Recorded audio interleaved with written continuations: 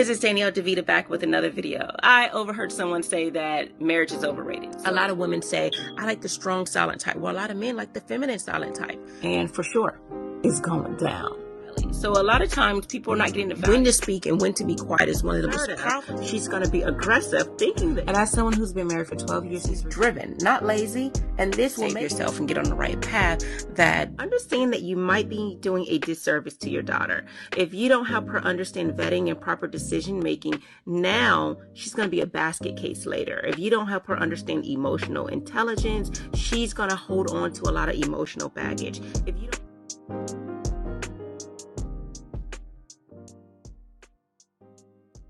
Thank you for tuning in to Mrs. Danielle DeVita. I am a relationship and femininity coach, and my goal is to help both men and women get in a relationship that's best for them. And today, I am going to be talking about being a man's rib. And we've heard it sometimes. People talk about, Adam's rib. A woman comes from Adam's rib, or Eve particularly came from Adam's rib. So a woman is an extension of a man. And they say, well, that means essentially that you are beside a man. But if you know about the ribs are actually right here, right in the thoracic area, and it covers a certain amount of organs in this particular area, like your spleen, a little portion of your liver and stomach down here. You got your heart, your lungs. And so we're going to talk a little bit about being someone's rib. So you probably heard it before in movies, and I'm going to show a clip, and then we're going to dive right into it. So let's take a look at Baby Boy when he talks about Adam's rib. Oh, baby, I'm here for you. I miss your ass so much. I love you. You my rib. You heard of Adam's rib? Yeah. That's how God made Eve, baby. All right, so again, let's talk about, as a woman, what that means. At least to me, I mean, I've been thinking about it and meditating on this, and I'm like, the rib. What does it essentially mean to be Adam's rib? Why, of all the organs, did God choose the rib for woman to come from, right? And we know that if you look up what ribs do, it tells you where it's located in the portion of the body, right? You got your rib cage here. But what does the ribs do? It aids in respiration. And if you don't know what respiration is, that's a fancy word for helping you breathe, have life. And you have your lungs here. So you have the ribs help guard these particular organs of the body. You have your heart, you have your spleen, and most importantly, you have your lungs. And these ribs help protect these delicate organs in this area of the body. It helps in aiding respiration. And a lot of times when you hear about the ribs, you hear someone is having problems breathing, and you give resuscitation, you can sometimes crack a rib if you're too rough. Well, if we came, and I'm believing that the reason why we came from this particular organ, why Eve was born out of this particular organ from Adam, is because we are supposed to aid in respiration. And we know that as women, we are supposed to be a helpmeet, right? We're a helpmate. And if we're supposed to be a woman who is a helper of man, and we are, and part of how we were birthed is out of this particular organ that aids in respiration, that means we're supposed to bring life into this man. And there's so many ways we can do that. We could talk about how we help bring life into the world from which this man has helped. But I'm talking about speaking life into this man, M-A-N, man, right? So you may say, well, all men don't need this and all men don't need that. So again, in every situation, I'm talking to you women, in every situation, I am talking to how you should behave towards a man, right? And a man to me is M, masculine. He is masculine. He is living out his masculine energy. This is a masculine man. He is not feminized. He is not, what some people like to call beta male and this and that. And I'm not into the whole alpha beta male, but this man is a masculine man. This is a man who is fulfilling the purpose that he was designed to be. Right? Not just his energy, but he was designed to be a protector, provider, a leader. This is a man. This is masculine. That's what masculine is to me. So M, he's that, right? He is masculine. A, he aspires for greatness. So every man that you are with, on top of him being masculine, he's aspiring for greatness. He is not mediocre, and he's not looking to be his worst, but he's looking to be his best, right? In every aspect of life, not just in money, but in love and in fatherhood and husbandhood, whatever have you. At work, at home, he is trying to aspire to be the best. He is seeking solutions to be the best, right? And this man is noble. What does noble mean? Honorable. This man is full of character, integrity, and all these things. So this is a man, and everything that I say is a man. So if I'm telling you to speak life into a man, then you know the man that you should speak life into. This is why vetting is so important. What is vetting? Using your wisdom, using your understanding to make sure that you're making the proper decisions, and before you indulge in entertaining this person, entertaining them, going on dates, talking to them, giving them your time of the day, giving them your body, your womb, your trust, your respect. We are talking about giving, aiding in respiration, speaking life into a man. The only boy you should be speaking life into is your son. Everybody else, you should be speaking life into a man, your man, right? So let's talk a little bit about this, because in everything that I do, my goal is to help women to become wives. So I'm not speaking to you to stay a girlfriend. I am speaking so you can become the wife that you need to be. So in everything that you do, you should act wife-like. Everything you do, it should be wife-like. You should not wait till there's a ring on your finger. I have been married for 13 years, and I am telling you, you can become a wife through your actions even before you say I do. And this is how the man will know you are the wife for him, because you're already stepping into that role. I did not need to give birth to say that I am a mother. I'm a mother to be, because I am going to act motherly. Besides trying to get pregnant, I am going to act like a mother. I'm going to be nurturing, loving. So a lot of times people say they're a mother even though they haven't even given birth yet. Oh yeah, I'm a mother to be, and they're just pregnant. They could only be 6 weeks pregnant, and they're already calling themselves a mother or a mother to be. Well, you are a wife to be, and you may not have that ring on your finger, but you have all the qualities to be a wife, right? So again, before I go into being a wife, so a wife speaks life, right? A wife speaks life into her man. This is part of aiding and respiration. You're speaking life. You are, and how do you speak life? How do you speak love? How do you speak encouragement? You are showing respect, and everything that you say to him. That means you're going to have to be humble. There's times when you don't say nothing at all. The power of not saying anything at all speaks so much volume. And I'm telling you, there's times where I've learned to shut my mouth. Not because my man said so, because I know that's best for our relationship. If you haven't been married, then you can't tell me anything. Because if you've been married, then you know that sometimes not saying nothing at all is the best thing you could have ever done. Sometimes your husband don't even like when you're too quiet. He thinks something wrong because you're quiet.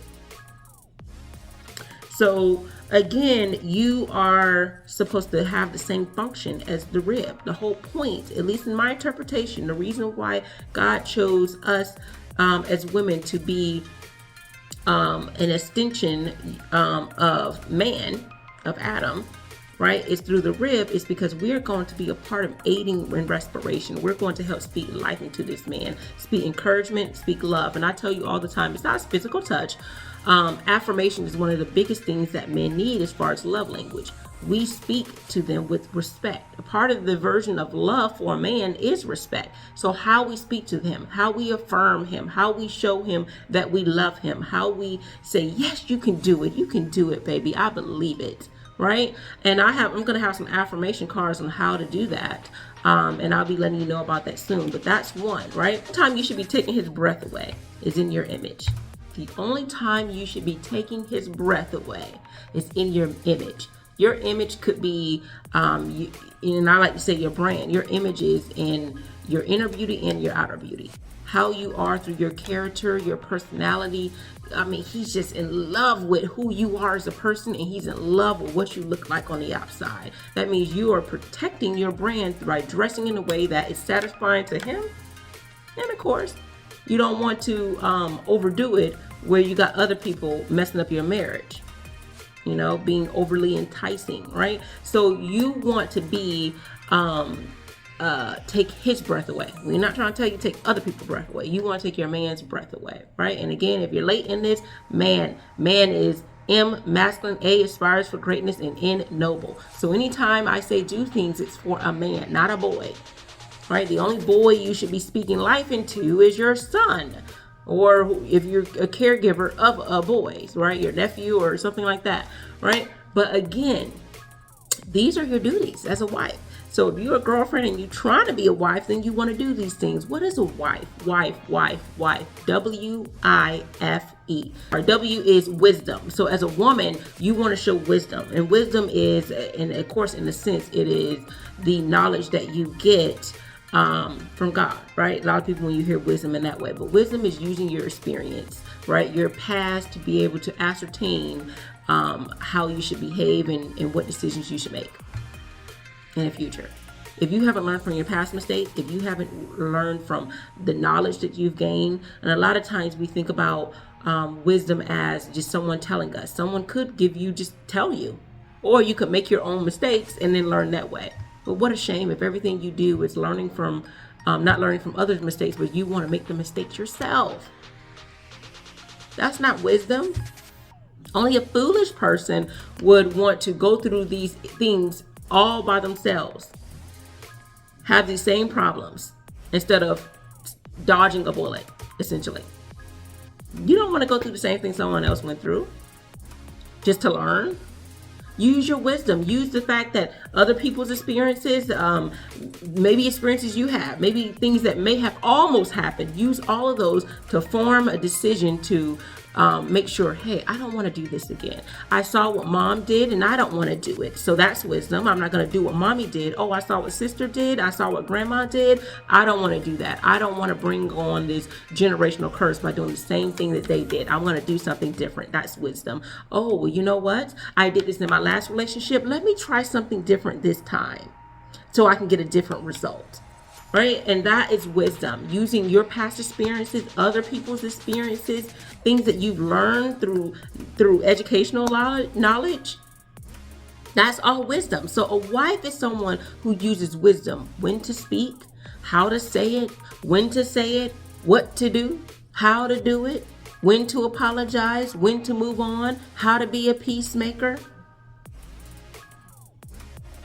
I celebrated 13 years with my husband, and I asked him, when was the last time we argued? He said, I don't know. I said, I don't know either. And all of that comes from is what I'm going to say next. Intelligence. Intelligence is not just your educational knowledge, because a lot of people like to rely on educational knowledge, but they are completely dumb when it comes to emotional intelligence. Your educational knowledge would not help you in your relationship. Me having my degree does not help me to be a better wife. It helps me be better at my job, but it does not help me be a better wife. My emotional intelligence helps me stay married. When to pick my battles. This is why I can't remember the last time I had an argument, because I've learned how to pick my battles. Not to say that things will never happen again. They always talk about, okay, when 5 years come around, when 7 years comes around, when 10 years, when 15, they're going to keep 20, 25, they're going to keep going, and there's going to be new things in the marriage. But I'm here to tell you that marriage does not have to be hard. It can be blissful. It can be lovely. Now it requires effort. So I think a lot of people, they confuse hard with effort. When you went to school, it may not have been hard because it was a passion of yours, but you can't say you didn't apply effort, even though you loved every bit of it. You applied effort. And just like you applied effort to get that degree, apply effort to do what you need to do in your marriage. So that's intelligence. What kind of intelligence do you have? Do you just have educational intelligence, or do you have emotional intelligence? Emotional intelligence is part of maturing as a person. right? We're maturing in a relationship. Don't do what you did in your 20s. Don't do what you did in your teens. Don't do what you did last year. Every year you should be trying to be a better person. Then that moves me to F, F, F. So WIF, femininity. A lot of times we're like, well, what is this feminine energy? What is this? Well, all feminine energy is, it's essentially a lot of these things I'm saying. Your inner beauty and your outer beauty. No one wants to stink attitude. We want you to, men are saying we want you to look womanly. We want you to act womanly. We want you to act like a lady. So act like a lady in how you present yourself, and act like a lady in your actions.